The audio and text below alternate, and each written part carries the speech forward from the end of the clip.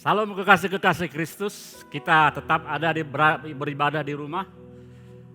Kita yang lapar, kita yang haus, kita yang rindu pada Tuhan.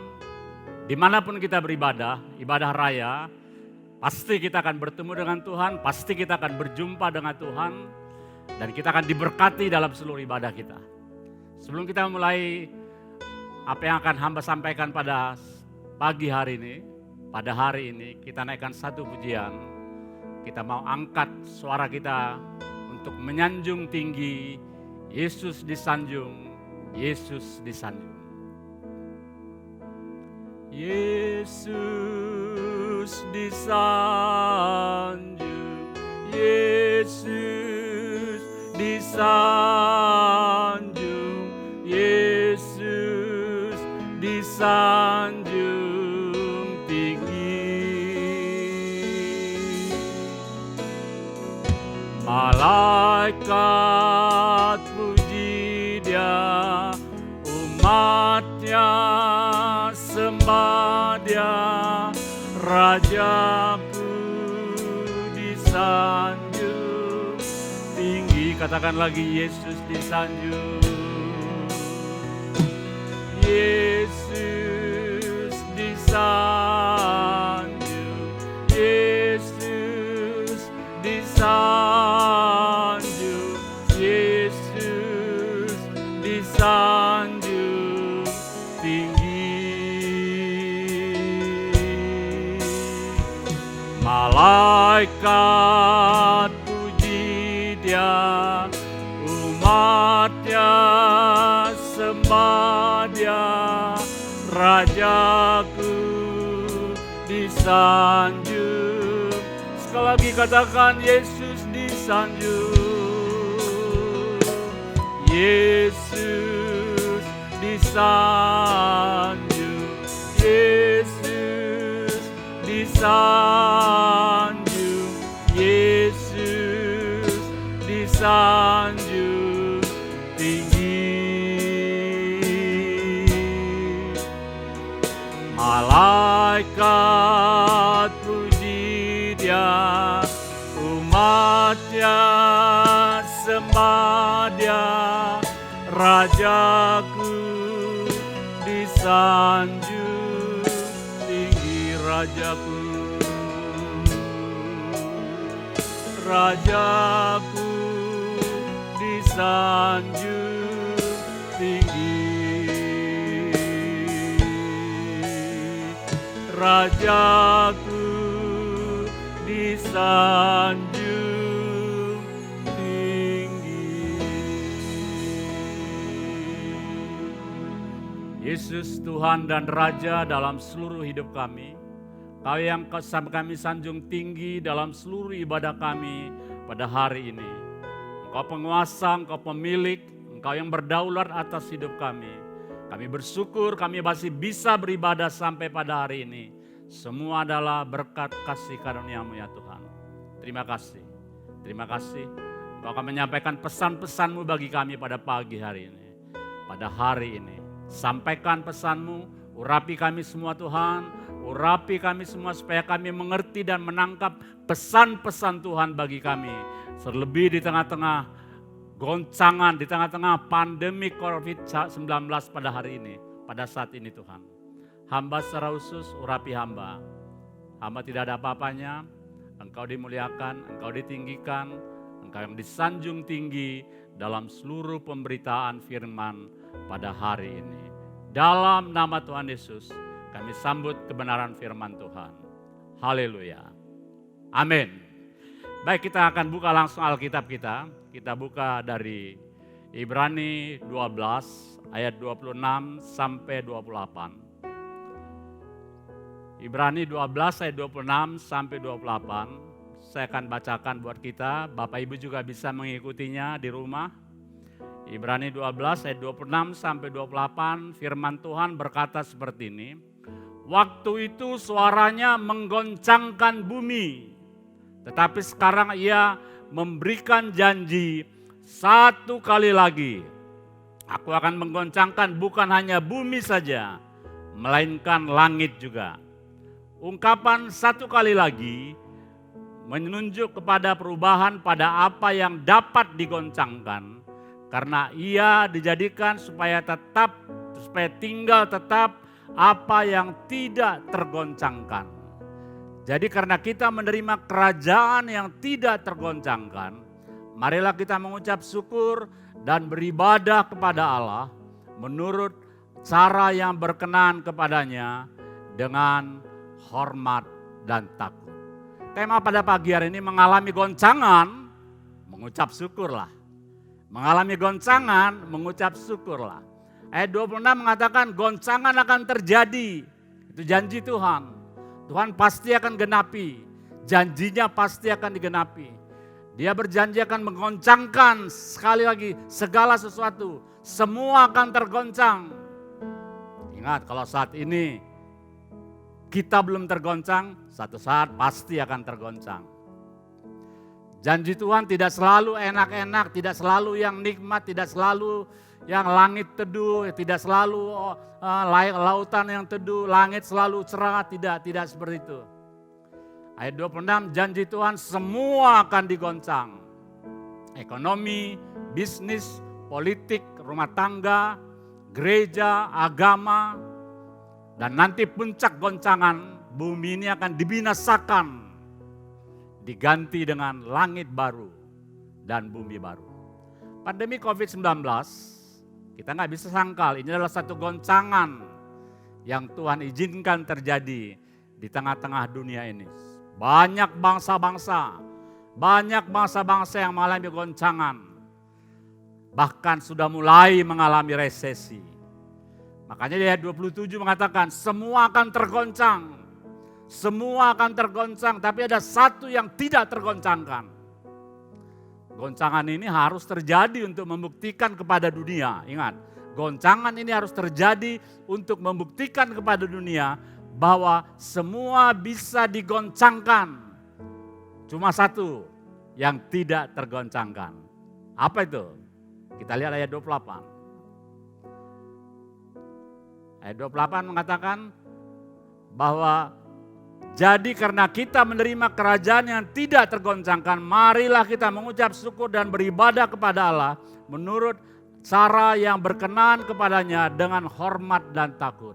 Ayat 28, goncangan itu harus terjadi, suka atau tidak, suka, mau atau tidak mau. Mari kita umat Kristen, pengikut Kristus, jangan cengeng dengan goncangan. Yang tak tergoncangkan itu adalah kerajaan Allah. Satu yang tidak tergoncangkan, yaitu kerajaan Allah. Semua akan digoncangkan. Cuman satu yang tidak tergoncangkan, the kingdom of God. Orang-orang yang hidup dalam kerajaan Allah. Orang-orang yang hidup dalam kualitas tak tergoncangkan, tak terkalahkan. Karenanya pagi ini Tuhan ingatkan pada kita, jangan puas menjadi Kristen. Jangan puas menjadi pengikut Kristus, tapi hiduplah dalam kerajaan Allah, hiduplah dalam pemerintahan Allah, hiduplah dalam sistemnya Tuhan.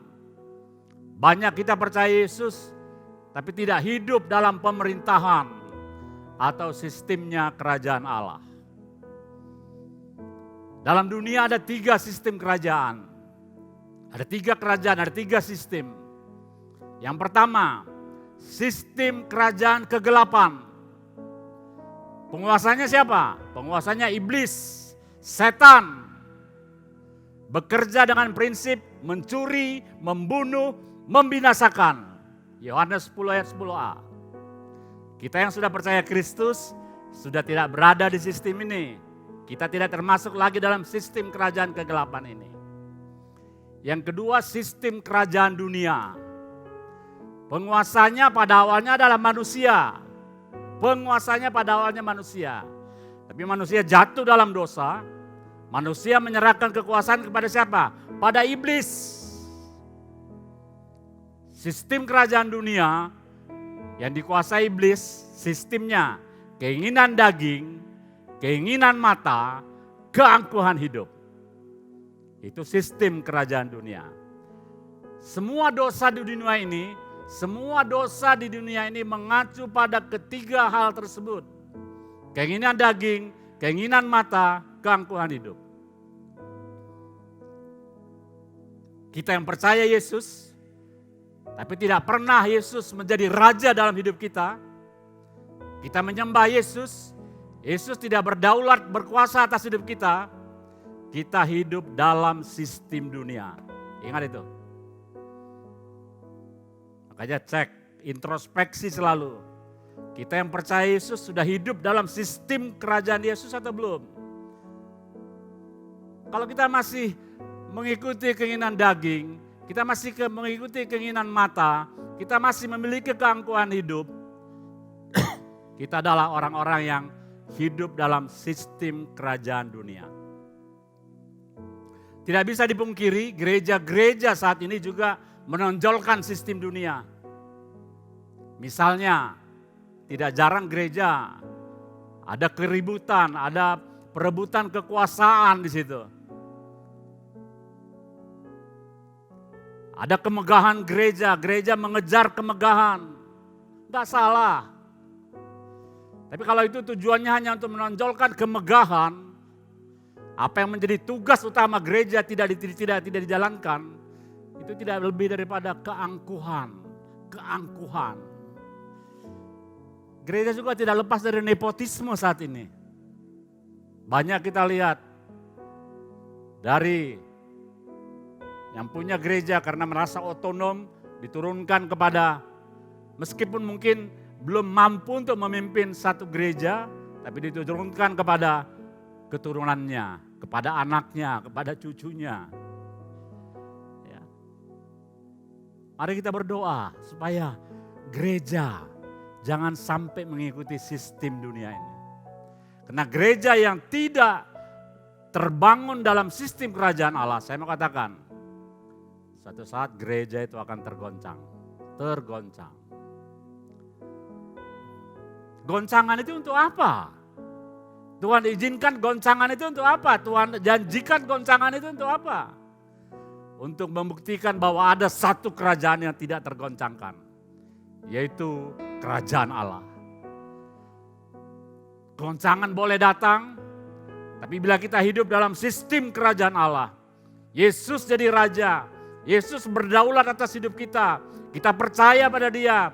Kita akan berjalan dalam satu kualitas hidup yang tidak tergoncangkan.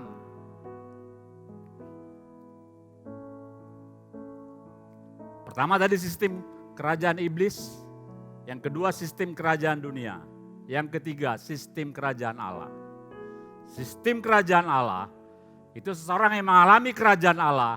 Ia hidup dalam kebenaran, damai sejahtera, dan juga dalam sukacita oleh Roh Kudus. Itulah orang-orang yang hidup dalam sistem kerajaan Allah. Karenanya di ayat 28 mengatakan, jadi karena kita menerima kerajaan yang tidak tergoncangkan, marilah kita mengucap syukur. Orang-orang yang hidup dalam kebenaran, orang-orang yang hidup dalam damai sejahtera, orang-orang yang hidup dalam sukacita, apapun goncangan, dia tetap bisa mengucap syukur. Mengucap syukur. Ini ciri, ini gaya hidup, ini budaya dari orang-orang yang hidup dalam kerajaan Allah yang tidak tergoncangkan. Orang-orang yang hidup dalam sistem dunia gak mudah mengucap syukur. Bukan budayanya mengucap syukur, sehingga mudah digoncangkan. Kalau kita mengatakan kita hidup dalam sistem kerajaan Allah, tapi bersungut-sungut, menggerutu, mengeluh, maka kita hanya mengaku pengikut Yesus, percaya Yesus, tapi tidak hidup dalam sistem kerajaan itu. Karena jangan suka mengeluh, jangan suka menggerutu, jangan suka ngomel, jangan suka bersungut-sungut. Apa arti mengucap syukur? Mengucap syukur artinya hidup yang mengucap syukur adalah kita menjadikan Yesus sebagai Raja dan pemilik hidup kita. Kita akui itu. Sehingga apapun yang terjadi dalam hidup kita, kita mengaku Engkau berdaulat. Engkau Raja dalam hidupku. Itu artinya mengucap syukur. Kita percaya kedaulatan Tuhan dalam hidup kita. Sehingga kalau kita percaya kedaulatan Tuhan dalam hidup kita, apapun yang terjadi, Tuhan tahu. Tuhan ada di situ. Tuhan campur tangan. Karenanya di Mazmur mengatakan Allah bersemayam, bertahta di atas pujian umatnya.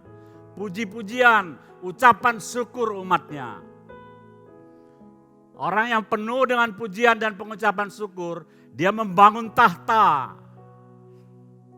Dia membangun kerajaan buat Tuhan. Dan berkata, Tuhan, Engkaulah Raja dalam hidupku. Tahta selalu dikaitkan dengan raja. Tapi kursi dikaitkan dengan presiden. Bersungut-sungut, menggerutu, mengomel, mengeluh. Kita sedang menurunkan Tuhan dari tahtanya. Sedang mendongkel Tuhan. Ini dosa yang serius, hati-hati. Ini dosa yang serius. Bersungut-sungut, menggerutu, mengomel. Itu dosa yang serius. Contohnya bangsa Israel. Banyak yang tidak masuk tanah perjanjian. Kenapa? Bersungut-sungut. Meskipun Allah begitu luar biasa menyatakan mujizat-mujizat. Laut terbelah, air diberikan, makanan mana dikirim setiap hari. Mau daging dikirim daging. Tapi mereka tetap bersungut-sungut, mengomel, menggerutu. Tidak masuk tanah perjanjian. Karenanya jauhkan persungutan. Mengucap syukur lebih baik. Mengucap syukur.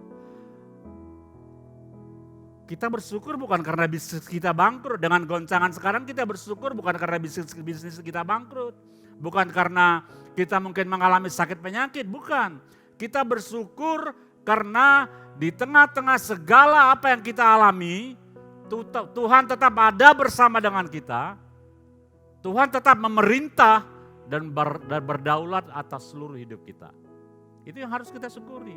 Jadi bukan bersyukur karena bangkrut, bukan bersyukur karena sakit, tapi bersyukur karena di tengah-tengah apapun goncangan itu, Tuhan hadir, Tuhan memerintah, Tuhan berdaulat atas hidup kita. Ada kuasa di balik pengucapan syukur. Makanya Tuhan bilang, mengucap syukurlah dalam segala hal. Karena itulah yang berkenan kepada Allah. Mengucap syukurlah dalam segala hal, segala hal. Ada kuasa di balik pengucapan syukur. Kita akan lihat dua contoh. Dua perikop pembacaan firman yang merupakan bagaimana Yesus di tengah-tengah ekstrim problem, di tengah-tengah problem yang begitu luar biasa.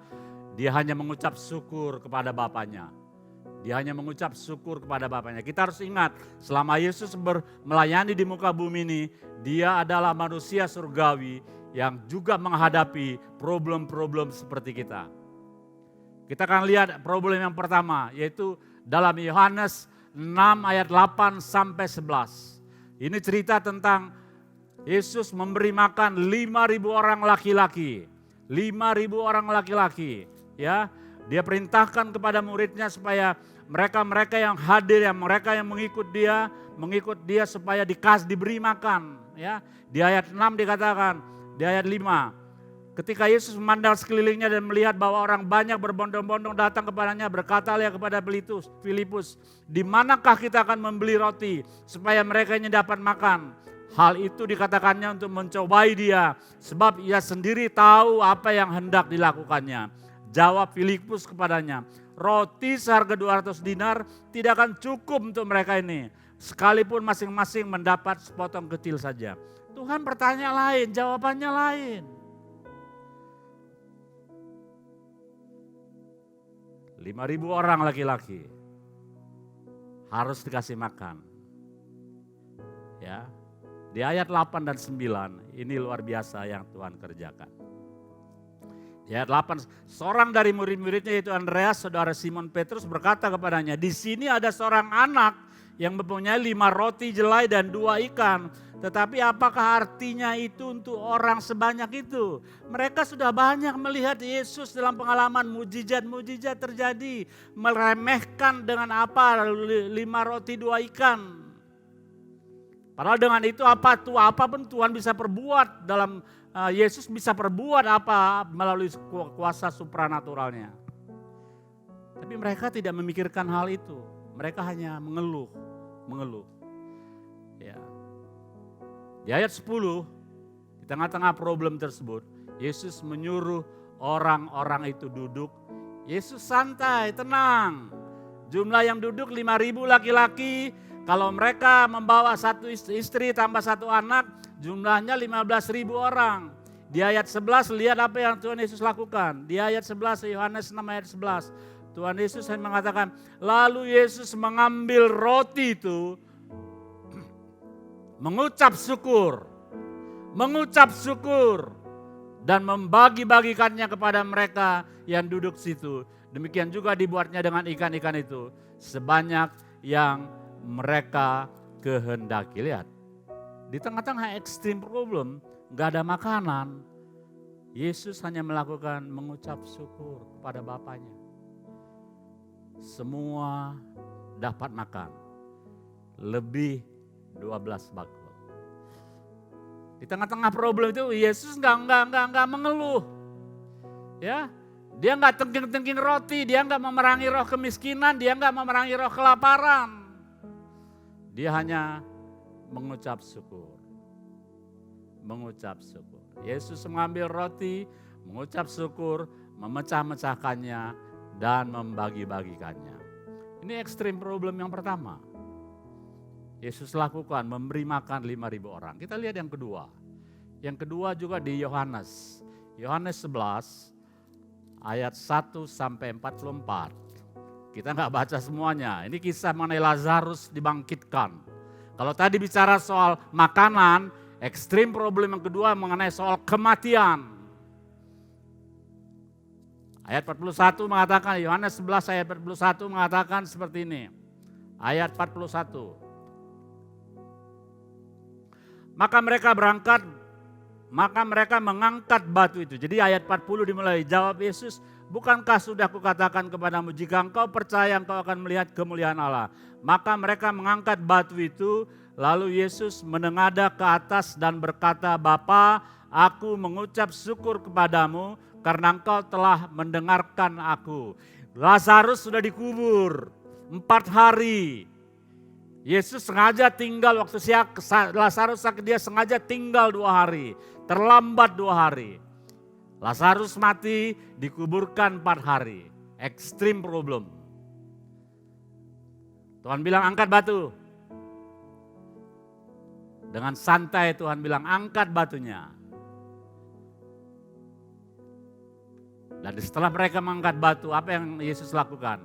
Bapa, aku mengucap syukur kepadamu karena engkau telah mendengarkan aku. Waktu Yesus berkata seperti itu, Lazarus masih berupa mayat di kuburan. Ya, Yesus bersuara yang keras supaya apa? Supaya orang-orang sekeliling tahu bahwa Yesus diutus Bapaknya, dia perwakilan Bapaknya. Aku mengucap syukur kepadamu, tidak dihadapi dengan ngemis-ngemis, tengking-tengking, doa meratap, enggak. Mengucap syukur, menghormati Bapa. Bersungut-sungut hanya membesar-besarkan masalah. Apa yang terjadi? Lazarus yang sudah 4 hari mati, yang sudah berlendir, waktu Tuhan mengatakan itu, kemudian Lazarus keluar dari kuburan.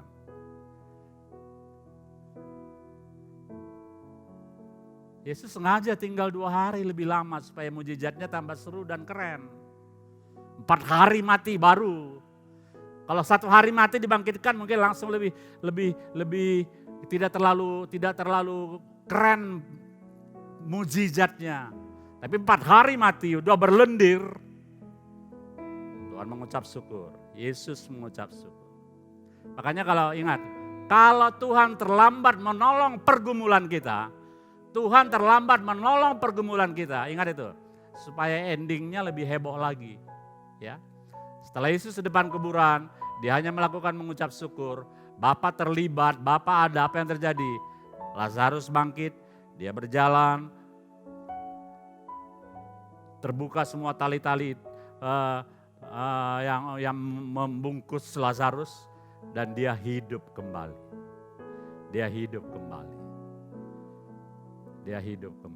Ekstrim problem pertama, memberi makan 5.000 orang laki-laki yang sedang kelaparan, mengucap syukur. Ekstrim problem kedua, Yesus membangkitkan Lazarus. Membangkitkan Lazarus, dihadapinya dengan mengucap syukur. Contoh pertama dan kedua ini adalah contoh-contoh besar. Dan Yesus manusia surgawi itu, ekstrim problemnya itu, dia hadapi hanya dengan mengucap syukur. Mengucap syukur. Karenanya 1 Tesalonika 5 ayat 18 saya sampaikan sekali lagi. Mengucap syukurlah dalam segala hal. Sebab itulah yang dikehendaki Allah dalam Kristus Yesus bagi kamu. Dunia sedang mengalami goncangan, pandemi COVID-19. Kita mungkin mengalami problem, mengalami goncangan. Mungkin kita dirumahkan, mungkin bisnis kita lagi mengalami problem. Satu hal, apa yang Tuhan Yesus lakukan di tengah ekstrem problem, Dia mau supaya kita lakukan juga. Mengucap syukur dalam segala hal. Bukan untuk problemnya, bukan untuk kebangkrutannya, bukan untuk sakit penyakitnya, tapi mengucap syukur karena Dia tetap hadir, Dia tetap berdaulat, Dia tetap ada bersama dengan kita, memberikan pertolongan dan memberikan jawaban bagi kita tepat pada waktunya. Mengalami goncangan, mengucap syukurlah. Mengalami goncangan, mengucap syukurlah. Biarlah itu menjadi satu pegangan buat kita pada akhir-akhir ini di tengah-tengah segala goncangan ini. Tuhan memberkati kita semuanya. Ku bersyukur padamu Tuhan, sebab kasih setiamu di dalam hidupku, anugerahmu besar bagiku. Di setiap langkahku, ku memujimu, ku bersyukur padamu Tuhan, kasih karyamu di dalam hidupku, anugerahmu besar bagiku. Di setiap langkahku, ku sekali lagi katakan, ku bersyukur padamu Tuhan, sebab kasih karyamu di dalam hidupku, anugerahmu besar bagiku. Di setiap langkahku, ku memujimu, ku memujimu,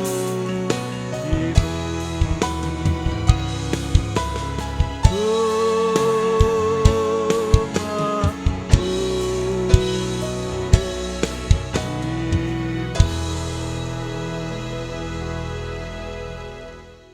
goncangan pasti terjadi Tuhan. Pasti terjadi. Semua kami akan mengalami goncangan. Tapi Tuhan ingatkan kami pada hari ini. Barang siapa yang tinggal dalam kerajaan Allah, dia tidak akan tergoncangkan. Tidak akan tergoncangkan. Dan dia senantiasa di tengah-tengah goncangan apapun, mengucap syukur, mengucap syukur. Yesus melakukan dua hal besar, mengucap syukur, membangkitkan orang mati, memberi makan 5.000 orang. Karenanya biar kami mengerti kuasa di balik pengucapan syukur. Karenanya apapun goncangan yang kami hadapi, pandemi COVID-19 apapun akibatnya bagi kami, biar kami tahu apa yang telah Tuhan lakukan, apa yang telah Yesus lakukan menjadi satu teladan bagi kami. Mengucap syukur, mengucap syukur. Karena kami tahu di tengah-tengah pengucapan syukur kami, Allah hadir, Allah bersama dengan kami, Tuhan senantiasa melindungi kami, Tuhan senantiasa berdaulat atas hidup kami, dan kami tahu pada waktunya Dia akan memberikan jalan keluar, pertolongan dalam seluruh hidup kami. Jauhkan kami dari persungutan Tuhan, jauhkan kami dari mengomel, jauhkan kami dari menggerutu-menggerutu. Karena kami tahu itu tidak Engkau sukai. Sebagaimana orang Israel tidak masuk dalam tanah perjanjian hanya karena menggerutu, mengomel, dan mengeluh-mengeluh. Tapi Tuhan ingatkan kami pagi ini, mengucap syukur dalam segala hal. Terima kasih Tuhan, terima kasih. Hamba sampaikan kebenaran firman-Mu, biarlah kami semua diberkati oleh kebenaran firman ini. Dalam nama Tuhan Yesus. Dalam nama Tuhan Yesus. Haleluya. Amin.